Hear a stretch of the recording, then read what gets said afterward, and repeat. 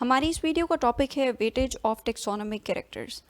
जब भी हम किसी ग्रुप ऑफ ऑर्गेनिजम्स को स्टडी कर रहे होते हैं तो उनमें डिफरेंट काइंड्स ऑफ कैरेक्टरिस्टिक्स पाए जाते हैं और हर तरह का जो कैरेक्टर होता है it adds additional information to the total information जो कि हमारे पास अवेलेबल होती है। ठीक है। और टेक्सोनमिस्ट जो हैं वो मोस्टली जो है प्रिजर्व्ड मटेरियल्स के साथ डील कर रहे होते हैं और जब आप किसी प्रिजर्व्ड मटेरियल को स्टडी कर रहे होते हैं तो आपके पास जो इन्फॉर्मेशन होती है उससे relevant that is mostly morphological characters. ठीक है, आप उसकी सिर्फ मॉर्फोलॉजी की बेस पे आप उसको स्टडी कर रहे होते हैं। एडिशनल इन्फॉर्मेशन जो होती है जोग्राफिकल, इकोलॉजिकल या बिहेवियरल इन्फॉर्मेशन वो आपको अवेलेबल नहीं होती उस टाइम पे। ठीक है, तो जब भी आप मॉर्फोलॉजिकल एनालिसिस जो है वो कर रहे होते हैं तो उसके साथ जो सप्लीमेंट्री इन्फॉर्मेशन होती है वो दैट इज़ बायोकेमिकल, बिहेवियरल या एडिशनल इन्फॉर्मेशन, वो जो है it is often the case that every effort should be made. ठीक है, every effort should be made कि आपको ये इन्फॉर्मेशन जो है एडिशनल इन्फॉर्मेशन जो है ये अवेलेबल हो उस स्पेसिफिक ग्रुप ऑफ ऑर्गेनिज्म से रिलेटेड। ठीक है, तो डिफरेंट काइंड्स ऑफ कैरेक्टर्स जो हैं इनको हम यूज़ करते हैं स्पीशीज़ की डिस्क्रिमिनेशन के लिए। ठीक है, then in the determination of relationships among higher taxa. और रिसेंट पास्ट जो है इसमें जो है हमने देखा है कि effort has been made to determine the relative weight of different kinds of characters. कि डिफरेंट काइंड्स ऑफ कैरेक्टर्स जो हैं जब आप किसी ग्रुप ऑफ ऑर्गेनिज्म को स्टडी कर रहे हैं एट स्पेसिफिक लेवल फिर जीनस लेवल, ठीक है, तो कोई भी जो कैरेक्टर है उसकी वेटेज क्या है, उसकी क्या वैल्यू है, उसकी टेक्सोनोमिक वैल्यू क्या है।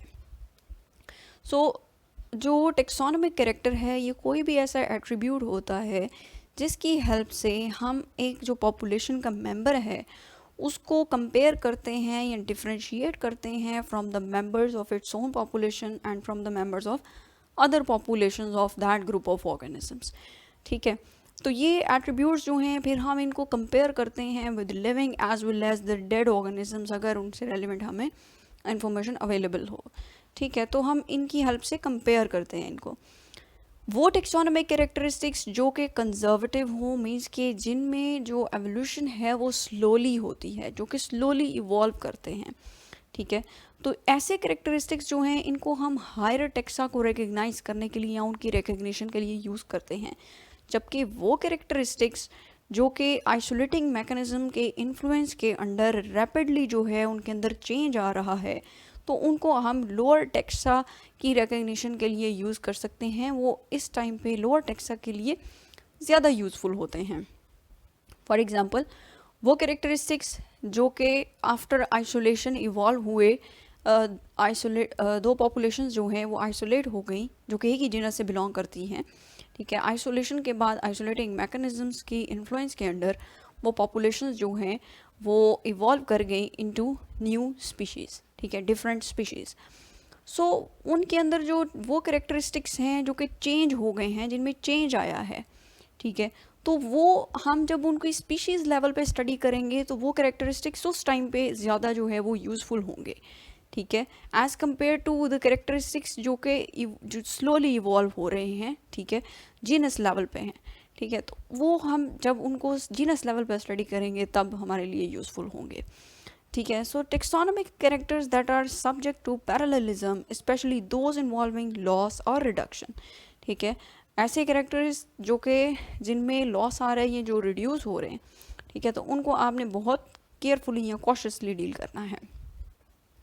अब ये जो टेक्सोनोमिक कैरेक्टर्स हैं, ये जो उनके कैरियर्स हैं, ऑर्गेनिजम्स हैं, इनकी बायोलॉजी जो है उसको एक्सप्रेस कर रहे हैं। ठीक है, तो जब आप टेक्सोनोमिक कैरेक्टर्स को डील कर रहे हैं तो उनको प्रॉपरली आप किस तरीके से एवेलुएट कर सकते हैं, आपको उस पर्टिकुलर ग्रुप ऑफ ऑर्गेनिज्म की बायोलॉजी के बारे में पता होना चाहिए। जो मेन जो चीज़ है कि आपको उनकी बायोलॉजी का पता होना चाहिए। The same phenotypic character may vary in value and constancy from taxon to taxon। ठीक है, जो कि हम पहले बात कर चुके हैं कि एक ही फिनोटिपिक कैरेक्टर है लेकिन जब आप उसको डिफरेंट टेक्सॉन में कैटेगरीज या टेक्सोनमिक लेवल्स के ऊपर डील कर रहे हैं तो आप उसकी जो वेटेज होगी, उसकी वैल्यू होगी, it will very. Entire zoological classification जो है it is based on proper weighing of taxonomic characters.